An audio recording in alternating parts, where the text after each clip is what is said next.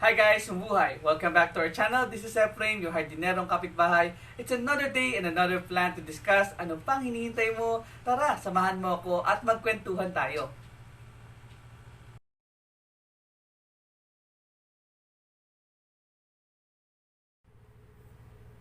Hi guys, mabuhay! Welcome back to our channel. This is Efrain and you're watching Planting with Ep and Grace. Magandang araw mga kapuso, kapatid, kapamilya at mga kapitbahay. Large and colorful foliages is best described this plant or our next plant. This is called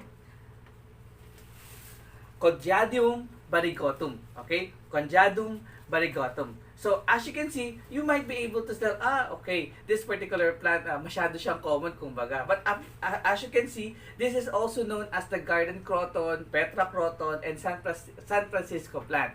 This plant, as you can see, is a native to the tropical forest of Southeast Asia and Oceania. So sabi ko nga kanina, medyo common yata yung ating plants ngayon. But actually, since it is common, marami tayong pwedeng gawin dito sa ating plants na pwede nating ilagay sa loob at labas ng ating bahay. And we are going to learn more about this plant kasi minsan nine-neglect natin yung mga concept regarding with those plants na medyo may pagka-common. But as you can see, kahit na siya ay medyo common, there are some foliages that are still interesting. So as you can see here, napakaganda nung kanyang mga red foliage o yung mga dahon niya na may kulay pula or halos kulay pula na nga, di ba?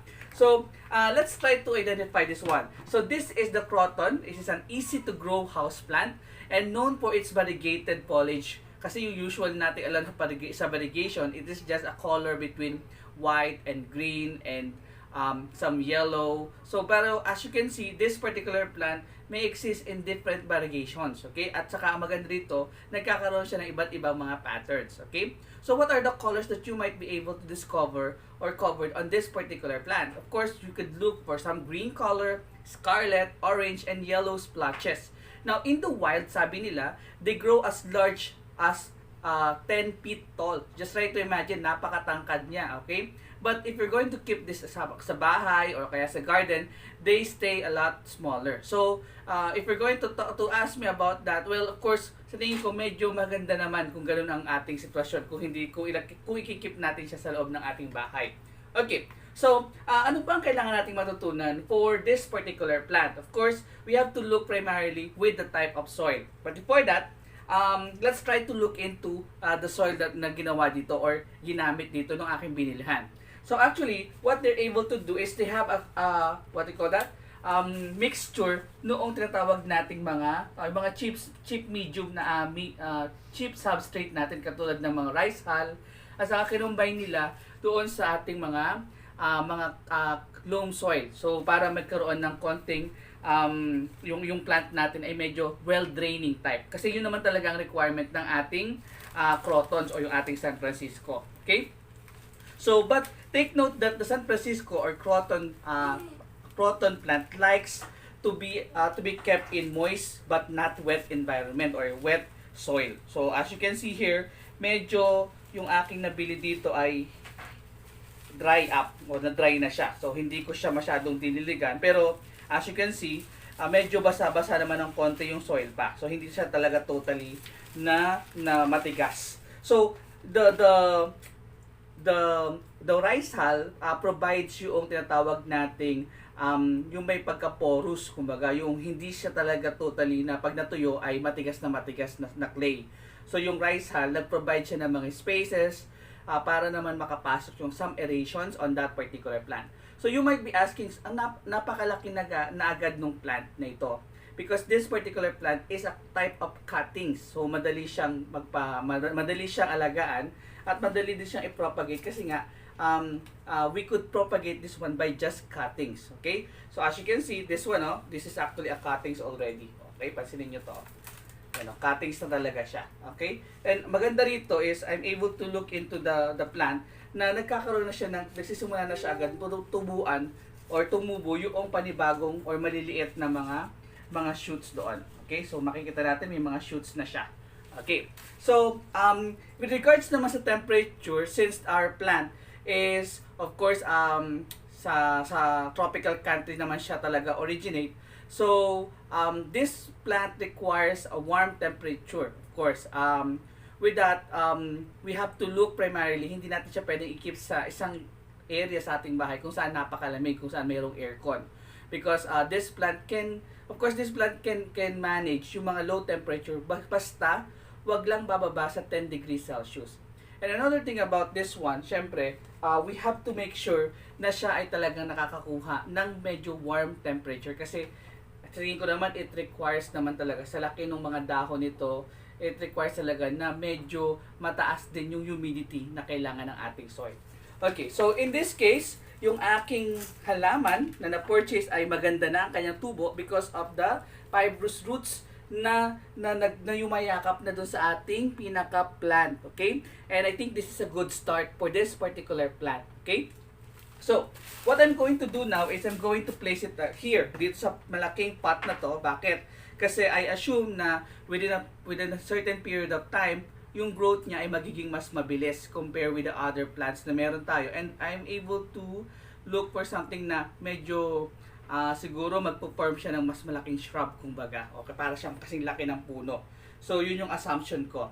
So, I'm going to put this particular plant sa medyo malaking pot. Okay. So, of course, sabi ko nga kanina, we have to use some soil. Okay? So, yung soil na gagamitin ko dito, syempre, yung mga soil na medyo magpo-provide ng konting available na tawag dito, na yung medyo spongy ng konti, mag-retain ng moisture sa ating soil. Syempre, kailangan din natin na nag-hold din siya ng moisture. Kaya, importante na yung ating soil mix ay medyo may konting tinatawag nating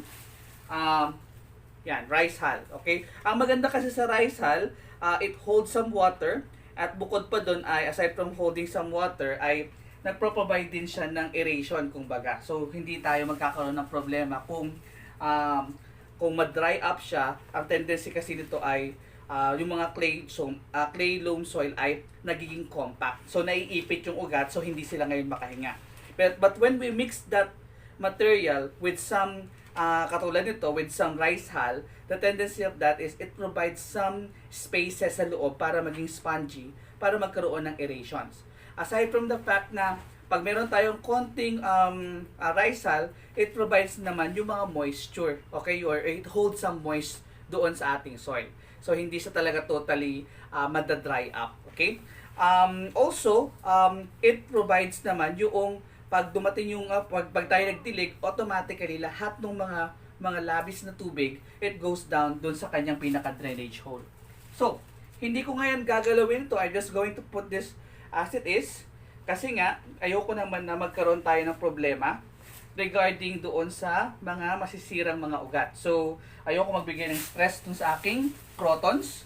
So, I'm just going to support it with some of the soil since na nag-i-start na siyang magkaroon ng mga ibang mga roots or yung roots niya nagmo-move outward na. So palabas na yung kanyang mga roots. So maganda kung susuportahan na lang natin siya ng additional na soil, okay? Para mas maganda yung kanyang paglaki, okay? O kanyang pagdami. Now also take note na this particular plant requires yung medyo maaraw kumbaga, may light, okay? Kasi pag kinip natin sila doon sa area na walang araw, the tendency of this plant is nawawala yung kanyang variegation, okay?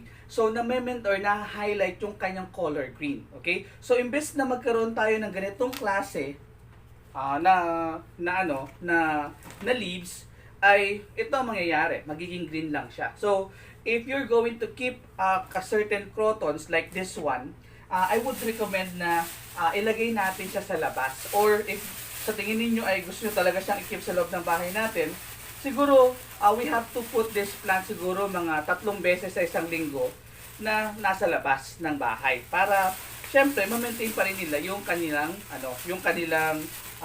variegations. Kasi sayang naman, napakaganda ng halaman, di ba?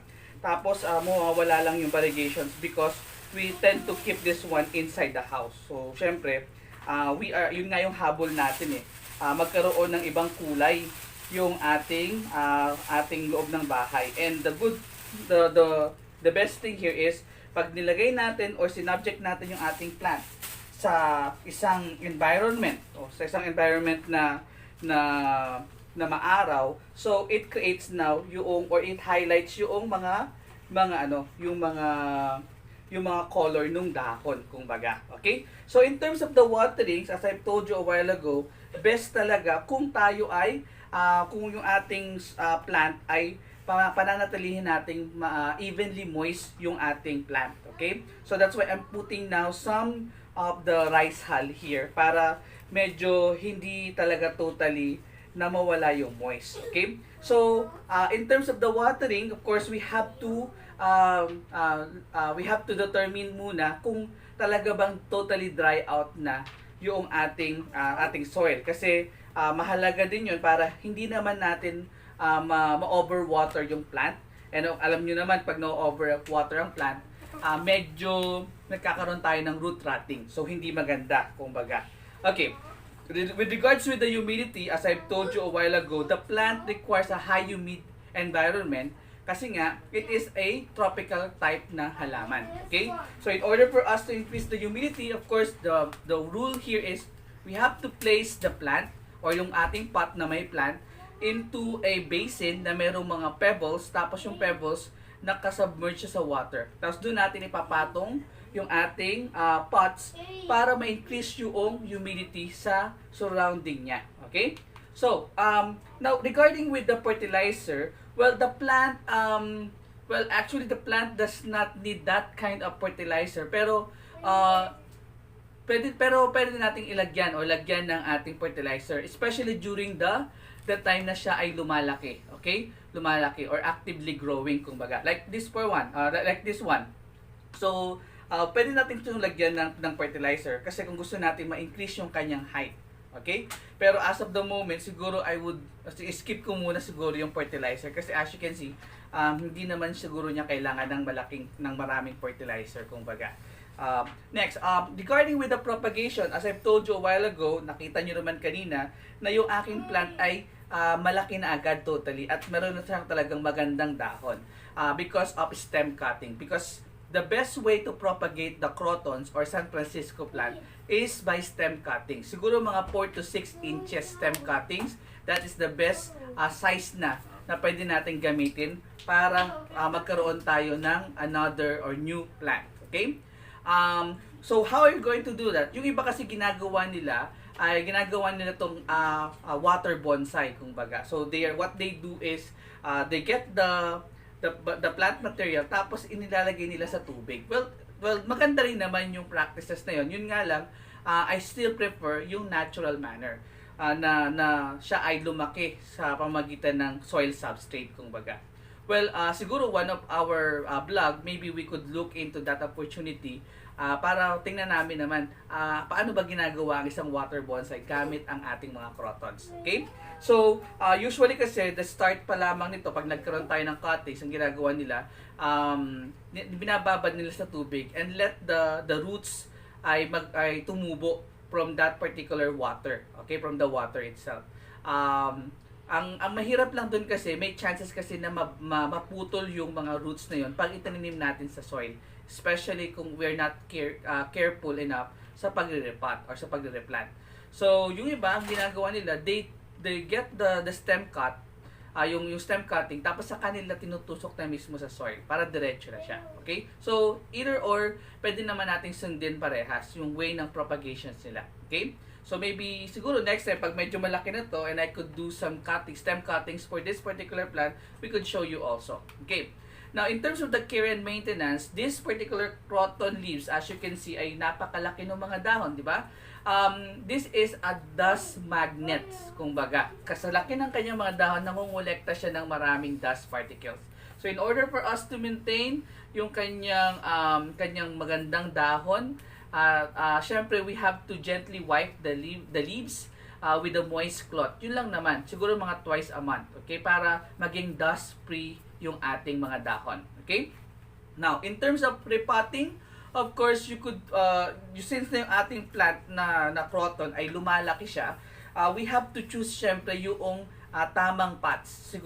This one, for example, this one, napakalaki ng pots na binigay ko for this particular crotons because I assume na pag siya ay tumangkad or tumaas, nagiging mabigat yung pinakadulo o yung pinakataas. So, ang tendency, pag maliit yung pot, it falls down. So, ayun natin mangyari yun. So, I think this one will hold the plant. So, kung masyado nang malaki yung ating crotons, at kailangan ko na uli siyang palitan ng pots, then I will do that also. Okay.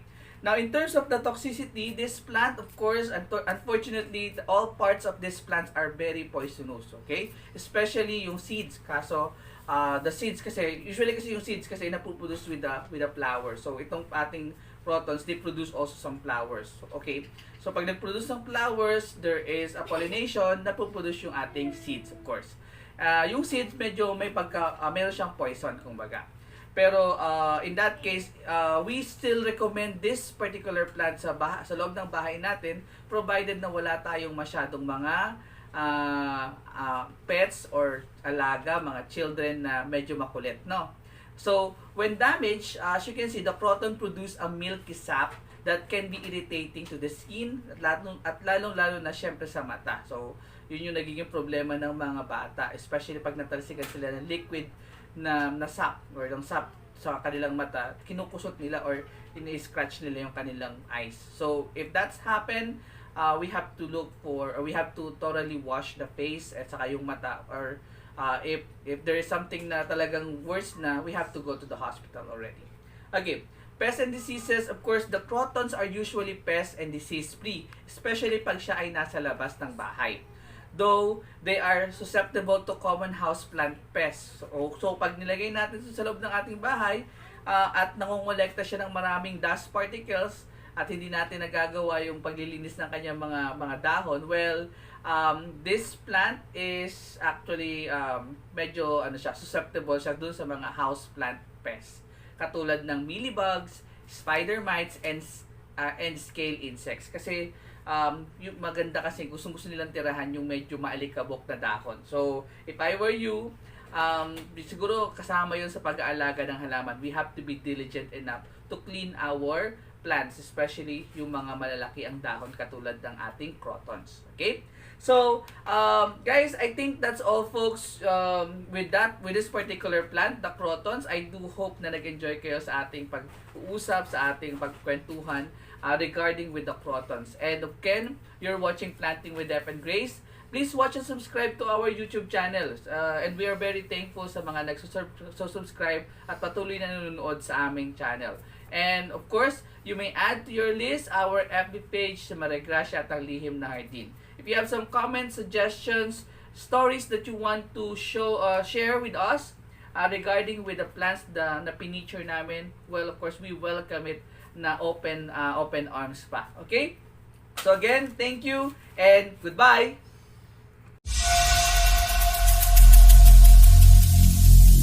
Every single day